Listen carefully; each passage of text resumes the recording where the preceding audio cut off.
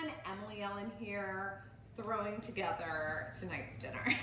So one of my favorite things to make for the family is a roasted chicken. It's so simple, it's delicious, it's clean out the refrigerator cooking. You can season it with anything that kind of jives with your side. So for instance, I'm using like a spicier poultry seasoning, but you could use a very savory Thanksgiving sage seasoning and then pair it with mashed potatoes and the traditional sides. Or you could go wild and make it even spicier, do like a mojo chicken.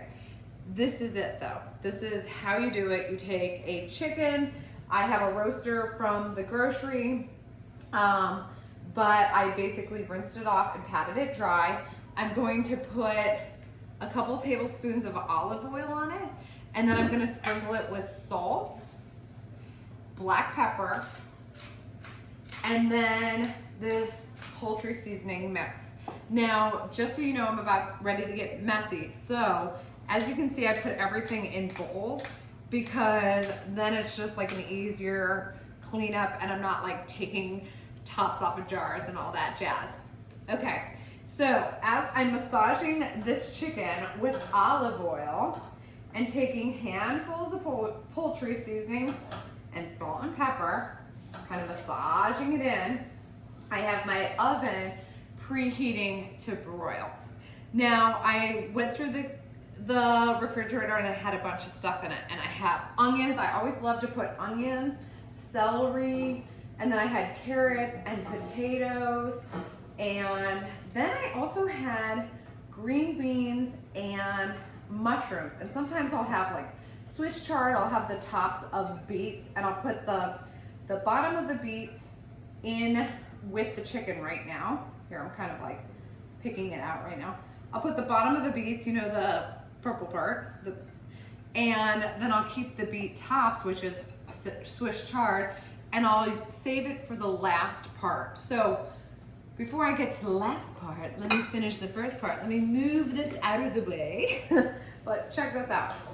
I have a bunch of olive oil in the pan, and I'm getting the rest of the olive oil to coat my veggies at the bottom, putting a bunch of the poultry seasoning on the veggies, making sure my chicken is nice and coated because the skin is going to get nice and crispy, and you're going to want to have it like full of flavor, a little salty, and oh so delicious. Okay, check this out. Come in close while I wash my hands.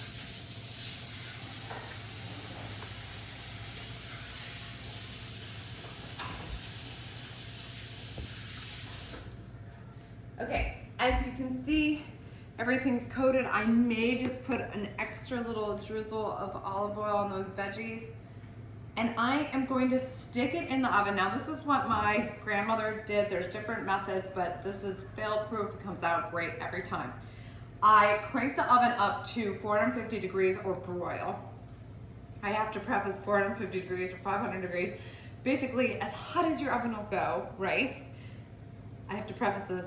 Let me finish the thought because my next door neighbors, for some reason, their broiler's broken. But we have ours on broil. So I have it nice and hot, and I'm going to stick it in the oven, middle rack, and I'm going to let it cook until I can smell it. Okay, so that's about 20 minutes, and it'll start getting sizzly, and you'll start seeing the skin start to brown up a bit. At that point, you turn your chicken down to 350 degrees, and you let it cook for about 40 minutes to an hour, or until when you cut the chicken at its joints, the juices run clear, or it reads 165 degrees on a meat thermometer.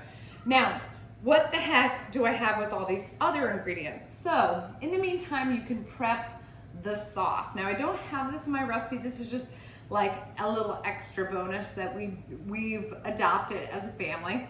So, if I have extra wine, or I have even fruit juice, or I have extra open stock, like I have a tablespoon left of this bouillon base.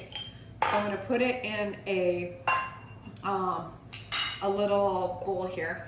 And then I have a couple glasses of wine left. Now, I whisk this together, and at the last 10 minutes of cooking, I will take all the softer vegetables, like I said, those beet tops, the Swiss chard, green beans, mushrooms, or even like smaller carrots or corn or things out of your garden like tomatoes that are just a lot softer. I will take those with this stock and I will just scatter it around the roasted chicken, and I will pour the wine and stock over top of it and just let it finish. Now, if you don't do this step, it does not affect anything. It's still gonna be delicious, and you're gonna serve it with all the delicious sides that you already have.